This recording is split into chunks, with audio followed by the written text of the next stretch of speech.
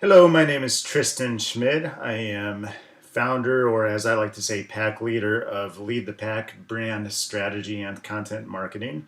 I'm located in Indianapolis, Indiana, with the wonderful ability to do business remotely from around the world.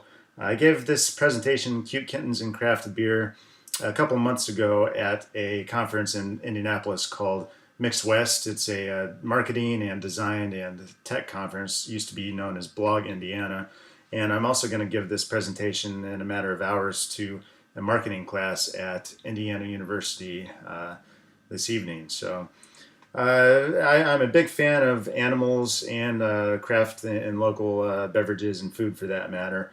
Um, the animal on the left was up for adoption at the Humane Society of Indianapolis. I'm sure he was adopted really quickly because kittens and puppies always fly off the shelves and or out of the cages, I guess I should say. So I do urge you, if you're thinking about getting an animal at some point, please adopt. I can't stress enough the importance of that. There are millions of animals in this country just waiting for a great home and a family like you to take them in.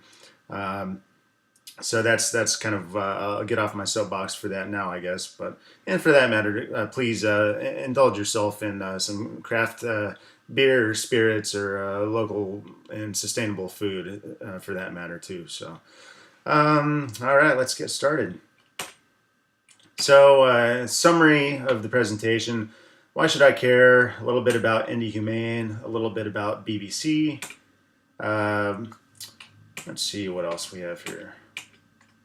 How you can enliven your brand, and these are just some tips. So align, be the three T's, which I'll get to. Choose and use your tools, and be social, and follow best practices and transform. It's nice when I forget how many bullets I have. So why should you care? Well, as I mentioned, I founded Lead the Pack 3 years ago now. Humane Society of Indianapolis was actually one of my first clients. I did their annual report and some web content work for them. Previously, prior to starting Lead the Pack, I was actually director of communications and marketing for the Humane Society of Indianapolis.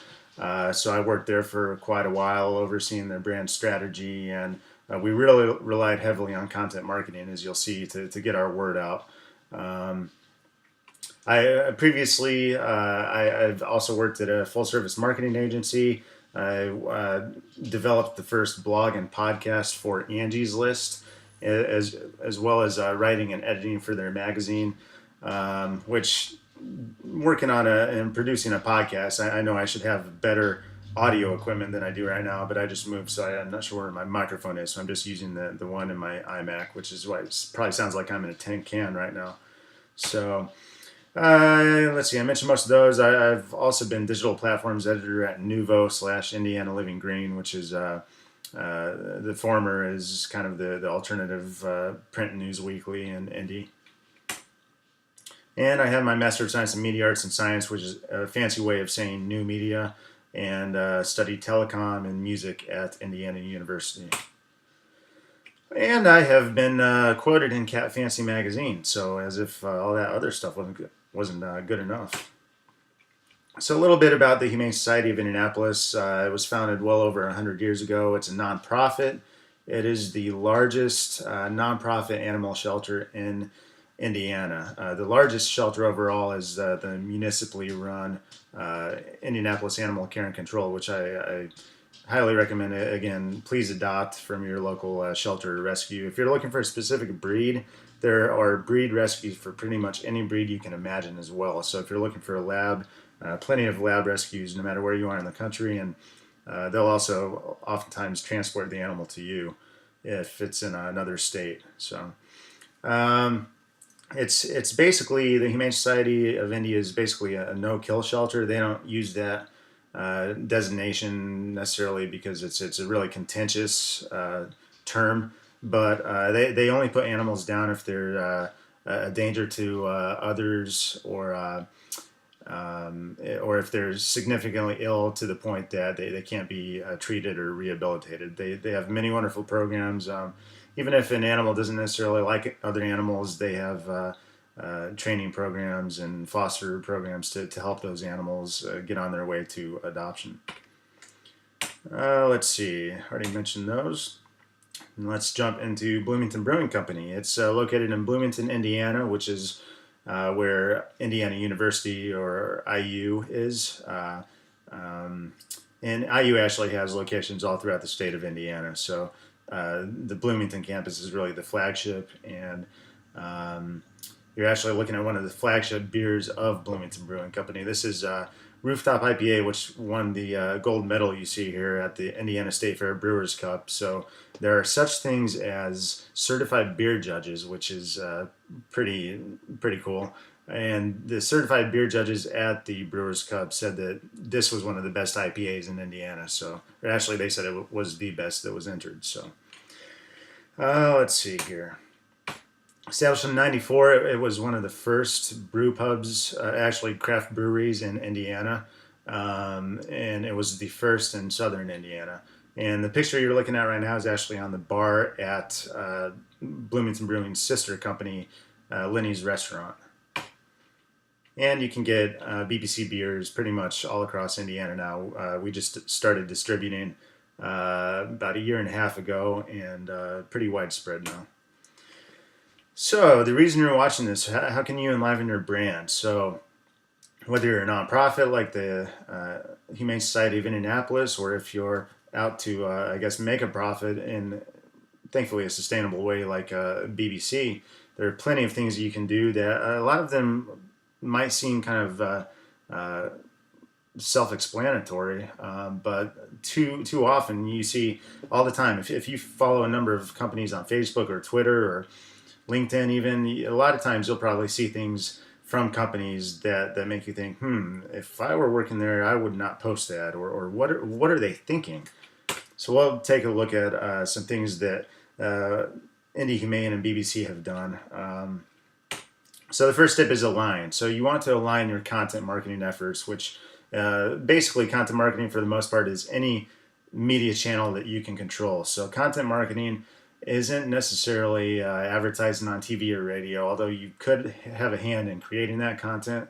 You don't necessarily have complete control of how those messages go out to an audience. Whereas with social media, blogging, email newsletters, you can basically control that to your heart's content.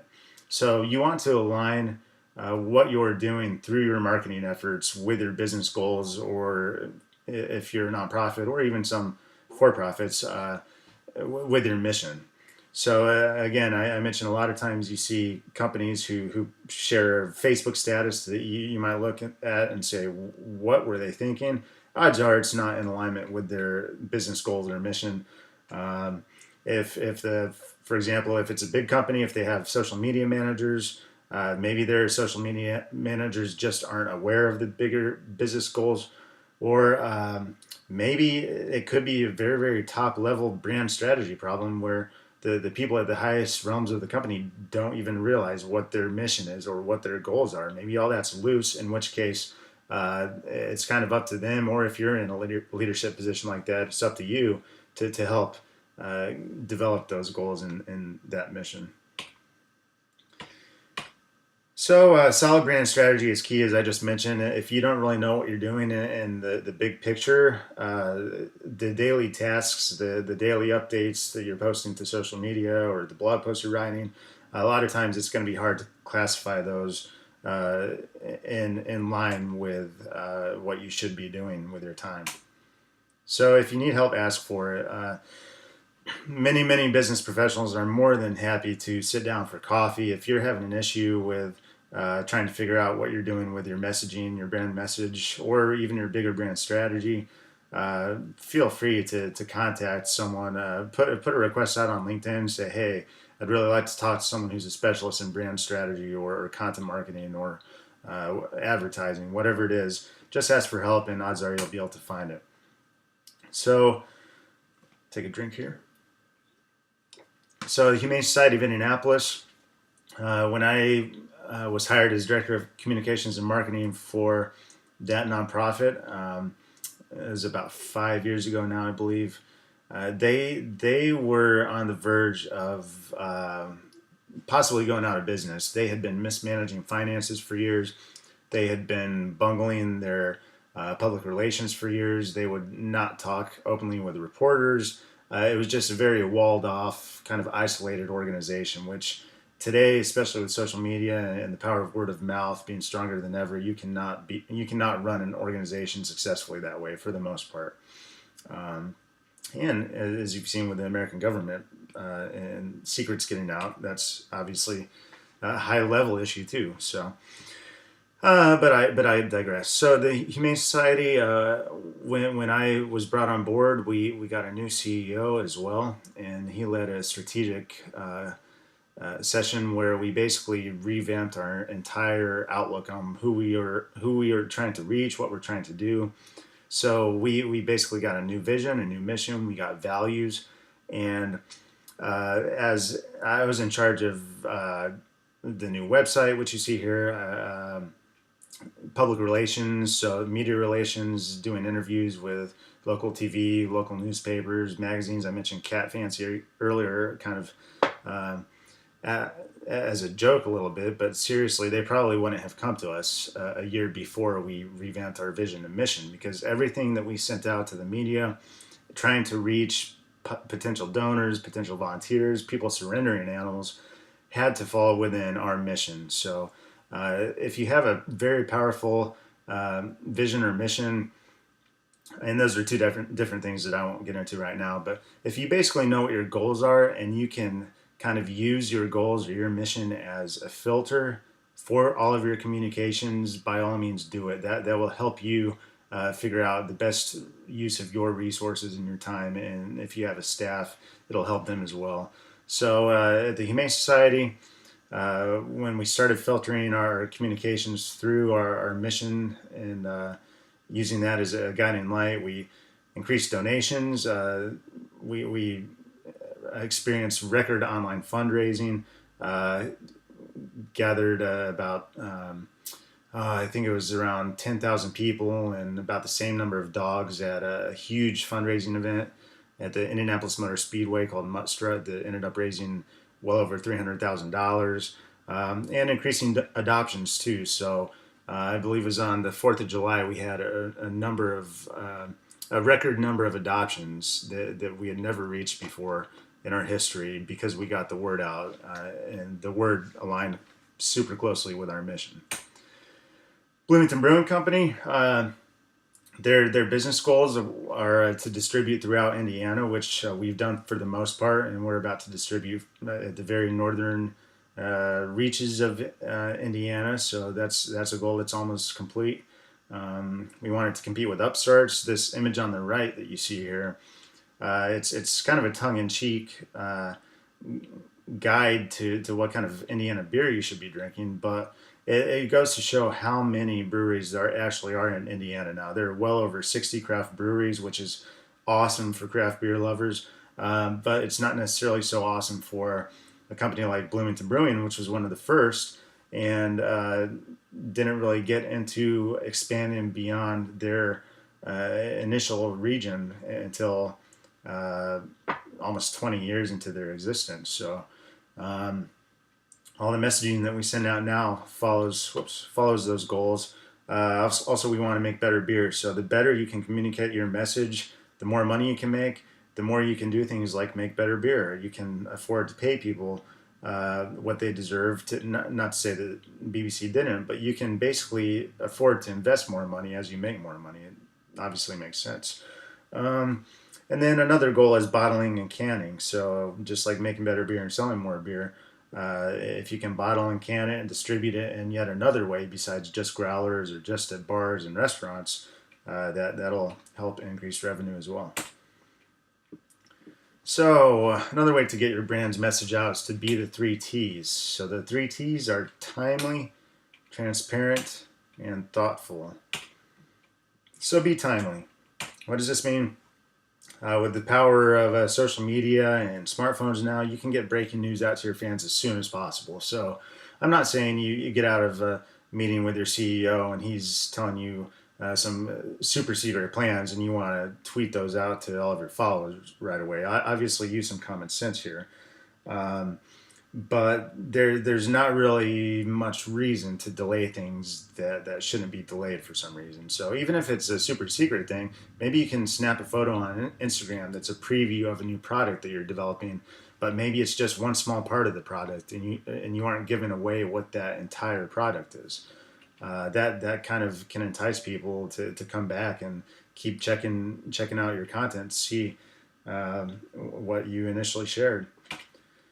So with the Humane Society of Indianapolis, this was actually a pretty horrible story. Several years ago, when I was at the shelter, cat virus broke out. It was called feline calicivirus, and it's very, very nasty, nasty disease. Basically, one day all the cats at the shelter were fine. The next day, almost all of them were horribly, horribly ill. A lot of them had sores all over their mouths and their tongues. A lot of them were getting a lot of swelling throughout their body. And unfortunately, I think it was about, I want to say, about a third or fourth of the animals, of the cats in the shelter, had to be put down because they were suffering, and there was nothing that our vet team, who are very, very talented, could do about it. But unlike in previous years, this something very similar with a different disease swept through the shelter before the new administration, before I joined as well. And what happened with that one? Well, they basically put a huge number of cats down. They didn't go to the media immediately, and the media basically found out about it, and there was an uproar about it. So what we did after we basically posted the story as fast as we could with all the details, mentioned how horribly some of the cats were suffering and they had to be put down. But we also told our audience about how they could help. So we were running out of cleaning supplies. We were running out of all kinds of stuff. We asked the public for a specific list of things that they could do, that they could supply to us. Just go to Walmart or Meijer or wherever grocery store to get us paper towels, to get us bleach, to get us things like that to help these animals and make sure that the spread of the virus didn't go any faster or further. So it turns out that we got a ridiculous number of donations, and we were able to stop the spread of the disease and save the animals who could be saved. So, like I said, if we would have hidden that from people on Facebook, odds are a volunteer would have found out and been questioning. If we wouldn't have been timely and forthcoming with that, it could have been very bad for the organization. So another way of being timely is use holidays and anniversaries as content ideas. So I mentioned the 4th of July was a record adoption day for the Humane Society. We had you can see here, this is our newsletter. We had a 1776 adoption special where around the 4th of July you could adopt certain animals for $17.76. So it's kind of a cheesy thing with the cat and his red, white, and blue whiskers, but it led directly to a record number of adoptions. So that kind of thing is really easy to just think, oh, Christmas is coming up, what are we going to do? But think about other holidays that can somehow align with what you do. One of my peers, he actually crafted this National Ceiling Fan Day, which is actually today. And so his company, a ceiling fan company, is promoting it on Facebook. Now that didn't even exist until he created it, but now every year going forward, they want to celebrate that. They can use that to generate their own content and possibly get some exposure elsewhere as well. So this goes to public relations as well and media coverage. So the Indianapolis Star, our city's biggest newspaper, covered the story, which helped spread our message even further than we could on Facebook and Twitter. The next of the 3 T's is be transparent. So I kind of mentioned a little bit about this earlier, but share as much as you can with your fans. So especially if you're a nonprofit, share financials. In Bloomington Brewing's case, share your future plans. And overall, if you've made a mistake as a company, fess up and share that bad news. Don't try and hide it because someone else is going to dig it up and throw it in your face if you do. So another aspect is that is don't say no comment or refuse to respond to questions. So fairly often in the media, you'll say a high-ranking official say no comment. Well, that just almost that's perceived to be an admission of guilt nowadays, especially on Facebook. If a fan asks you a question about a product or service, or if they offer feedback that's negative or positive, respond to it. There's no reason not to, at the very least. If it's a positive comment, click like on the Facebook comment just to show that you're paying attention.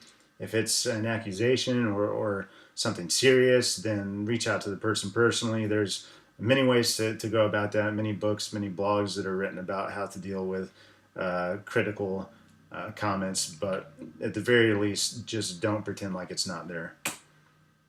And think before you respond. I can't stress the importance of this enough.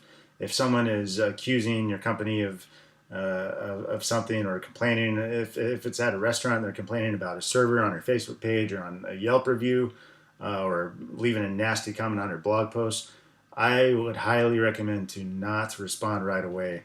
Write whatever you want to write in a Word document or somewhere private, and then leave it, let it sit there for half an hour, and then come back to it. And odds are you're going to look at that and say, well, I'm glad I got that out of my system, but I'm also really glad I didn't post that publicly. So be thoughtful. Again, a lot of this stuff is common sense, but reminders always help. So whenever you're sharing things publicly, it's important to be thoughtful. Which part of that is learning to practice empathy. If you were the customer who had a good experience or a bad experience, what would you want to see if in response to you? How would you feel if the roles were reversed? So just again, like I said, with the negative comment, if you're responding to it right away, try not to let it sit for a little bit. Same thing here. Think for a couple minutes at the very least, or 30 seconds helps sometimes too. Just think of how would I feel if the tables were turned. So 3 words, very powerful words. Thank you, whatever the person's name is. So if they, well, here's an example. If in the beer biz, a lot of times people rate our beers, Bloomington Brewing Company's beers on Untappd, which is a social network. It's UNTAPPD. It's kind of like Facebook or Yelp in some ways.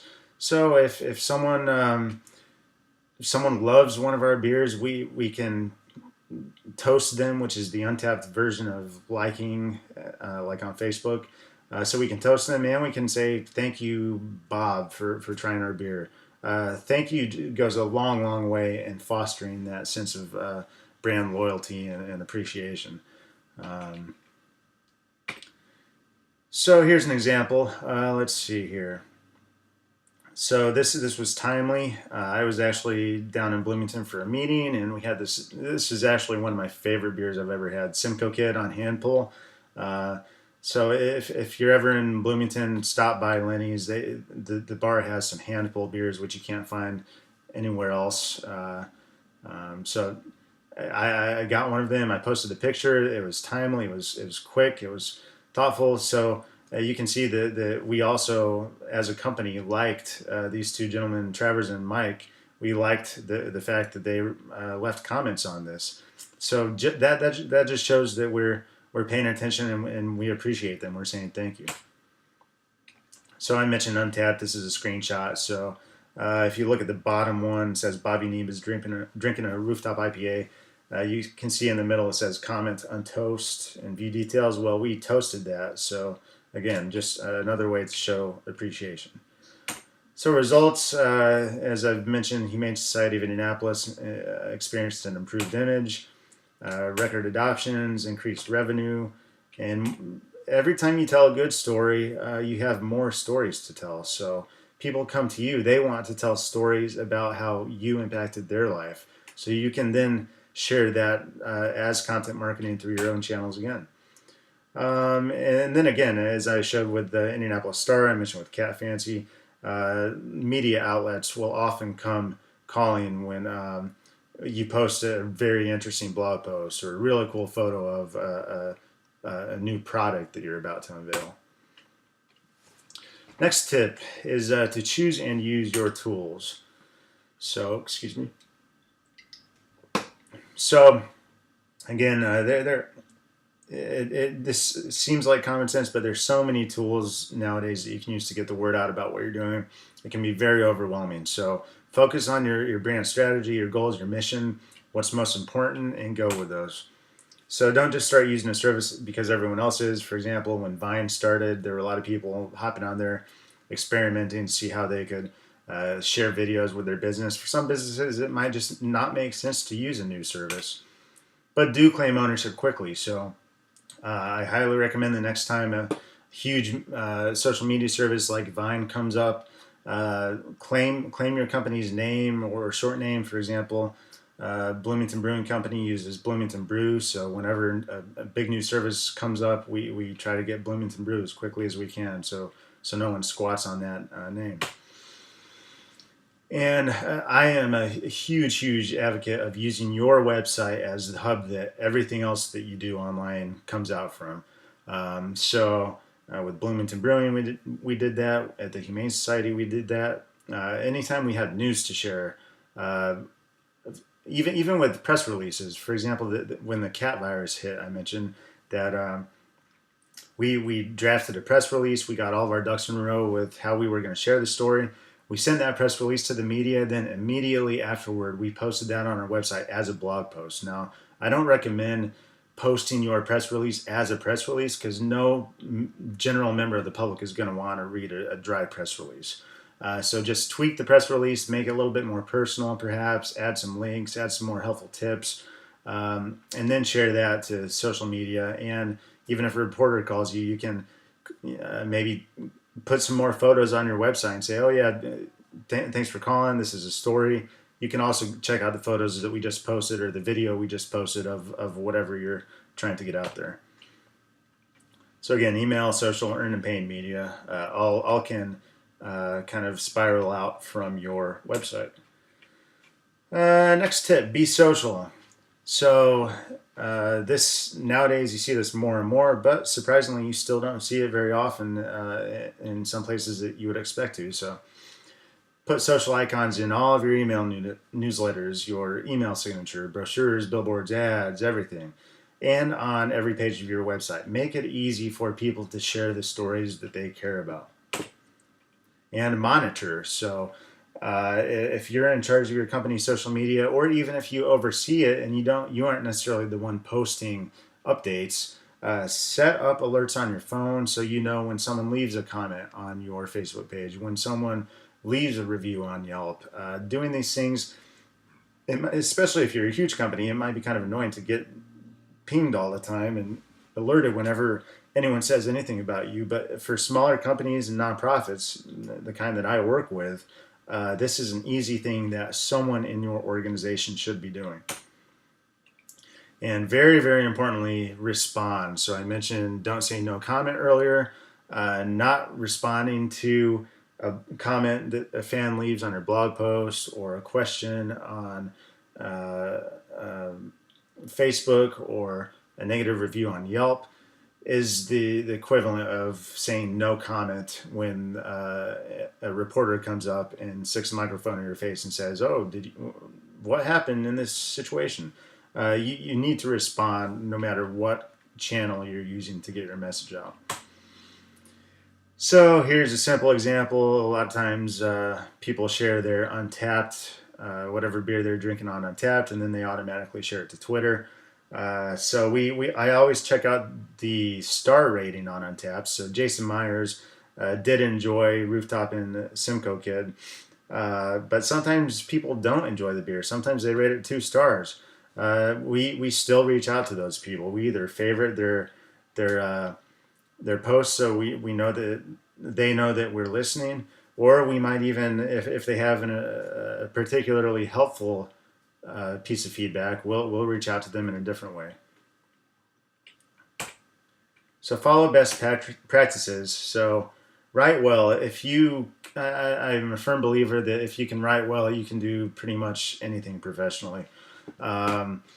If you are not, if you are not a good writer, if you cannot self-edit, if you're the person who's writing your blog posts, but you always have errors, ask a coworker, ask a friend or family member, a peer to help you out, and just take a quick look at it before you share it.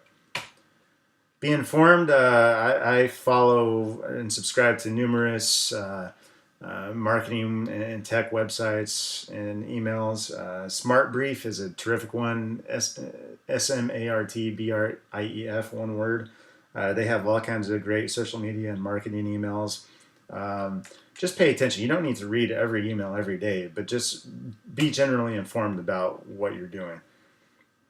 This is one of my favorite. Be critical of yourself and others. So at the very beginning of this presentation, I mentioned how important it is to make sure what you're doing aligns with your goals and mission.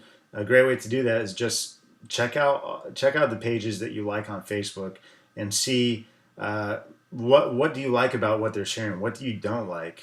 Be critical of others, and you can learn to be critical of yourself, and which will help you put better content out there in the world. So write to one person. This is one of my biggest pet peeves in social media, is when I see a Facebook post that says, "Good morning, X brand fans."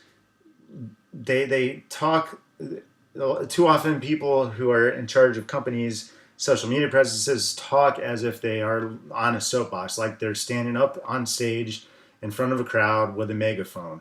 That is not the case with social media at all. When you send out a tweet or a Facebook status or write a blog post, one person at a time is reading that. This is not cable news where it's just being broadcast to millions of people who are watching at the same time. People are reading your messages at different times, different places. They have different moods, different opinions.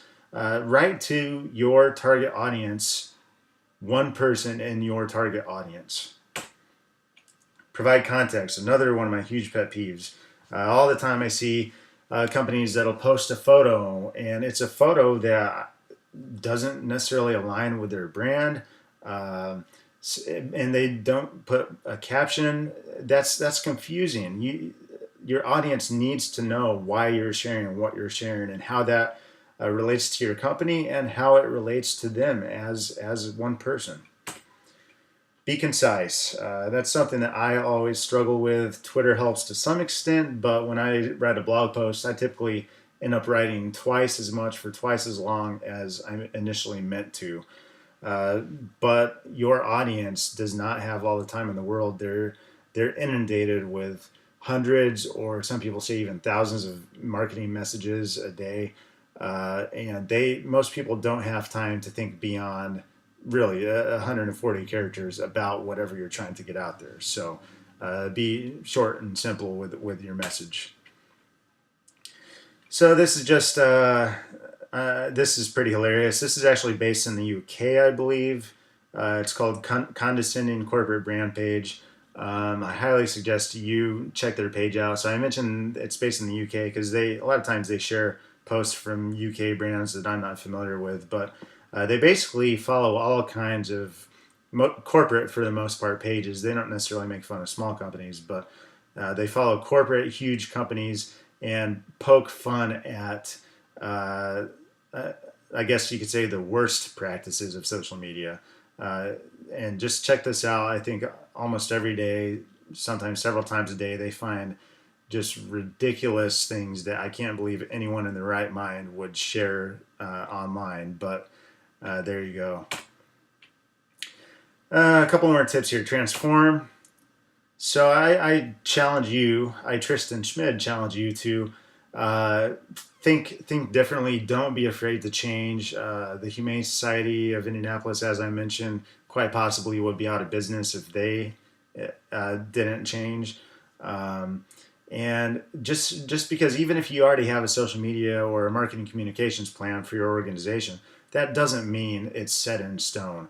Almost inevitably, whenever I've helped develop a strategic plan in the past for a company, we spend lots and lots of time developing the plan, and then a week later, parts of that plan are thrown out the door or changed completely.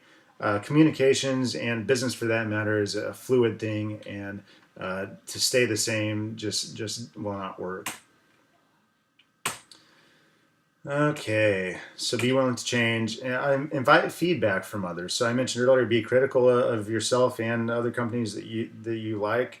Do the same with your fans. Ask for feedback from them. Send out surveys. Ask questions on social media. Write a blog post about how you're thinking about developing this new service, and you'd like to know more about how people might use it. And new employees are huge reserves of terrific feedback, because they are eager to work for your company and help it in the way that they have seen you from an outsider's perspective. Once you start working in a company and you're there for a month, 2 months, you get kind of ingrained in the day to day, the way things are done, and it's very hard to step outside of that. So don't be afraid to ask for feedback. And just doing something because it's the way you've been doing it is not a good reason to keep doing it. So, quick summary. You can take a look at this. And please follow me. So my company, again, is called Lead the Pack. You can follow marketing and related news and updates at Leading Wolf on Twitter through Lead the Pack. Personally, if you're into the things I mentioned, craft beer, animals, the environment, follow me personally at Tiger Shark Music on Twitter. Follow Lead the Pack on Facebook, and please sign up for my email newsletter at leadthepack.org. So if you scroll down on your phone or computer, there's a form at the bottom. All you have to do is enter your email address, and I'll send you an email newsletter with marketing tips and what I've been working on about once a month. So let's see. I can't take any questions because this is a digital presentation, but that is all. Thank you very much for viewing.